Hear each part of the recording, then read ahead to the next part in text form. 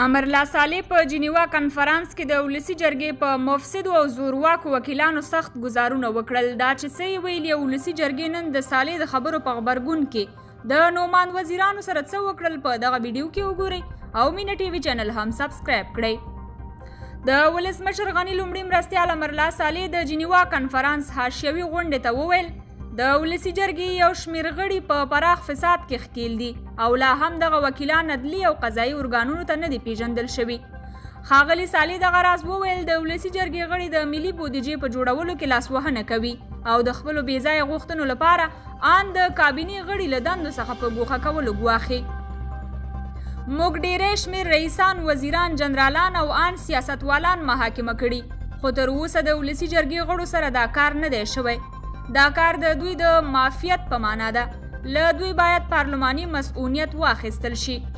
د ښاغلي صالح په وینا حکومت چې هر کله غوښتلي پر فساد تورنو چارواکو سره جدي چلند وکړي نو د نړیوالې ټولنې له خبرداري سره مخ کیږي. دی وايي نړیواله ټولنه د دوی پر وړاندې د سزا ورکولو پر ځای د سیاسي اقدام وړاندیز کوي چې همدې چارې له اداري فساد سره مبارزې ټکنۍ کړي دي. ښاغلي صالح د اداري فساد ملي کمیسیون جوړېدو ته په اشارې سره وویل یاد کمیسیون به ټول لوړپوړي چارواکي، سیاسي څېرې، د ولسي جرګې غړي او هر هغه څوک چې په فساد کې ښکیل وي عدلي او قضایي ارګانونو ته وپېژني. د افغانستان ولسي جرګې نن د لومړي مرستیال امرالله صالح د وروستیو څرګندونو غبرګون کې د کابینې پاتې وزیرانو ته اجازه ورنکړه چې خپل پروګرامونه بیان کړي. صالح تېره ورځ ویلي و چې له وکیلانو باید پارلماني مسؤلیت واخیستل شي ځکه چې اکثریت یې جنایتکاران دي.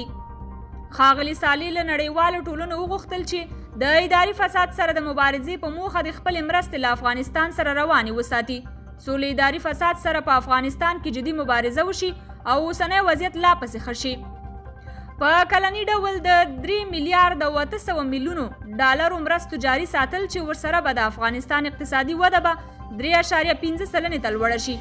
دغه راز په کلني ډول د غیر نظامي مرستو لپاره د 2.2 میلیارد ډالرو مرستو دوام چې ورسره به په اقتصادي وضعیت کې بدلون راشي او د راتلونکو 4 کلونو لپاره به په نظامي او غیر نظامي برخه کې د 14 میلیارد ډالرو مرسته کول هغه درې موارد دي چې افغان حکومت یې له نړیوالې ټولنې غواړي. درنو لیدونکو د یادې موضوع په اړه څه وایي؟ خپل نظریات مو راسره د امرالله صالح په دغو څرګندونو په اړه په کمنټونو کې شریک کړئ او د نورو ویډیوګانو لپاره مینا یوټیوب چینل ضرور سبسکرایب کړئ.